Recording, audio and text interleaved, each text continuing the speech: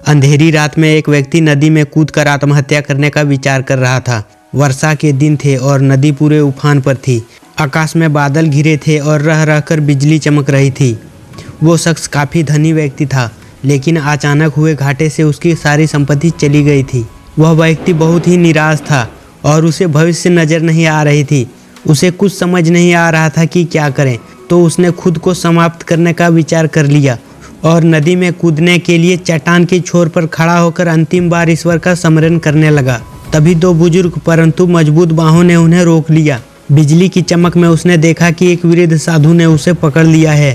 उस वृद्ध ने उसकी निराशा का कारण पूछा और किनारे लाकर उसकी सारी कथा सुनी। फिर हंसकर बोले, तो तुम ये स्वीकार करते हो कि पहले तुम सुखी थे? सेठ बोला, हाँ, मैं बहुत ही सुखी था और मेरे पास धन की कमी नहीं थी और लोग मुझे मान सम्मान भी करते थे। अब जीवन में सिवाय अंधकार और निराशा के कुछ भी शेष नहीं रह गया।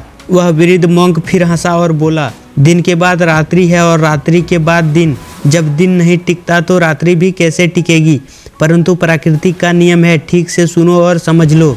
जब तुम्हारे अच्छे दिन हमेशा के लिए नहीं रहे तो बुरे दिन भी नहीं रहेंगे। जो इस सत्य को जान लेता है वो सुख में सुखी नहीं होता और दुख में दुखी नहीं होता।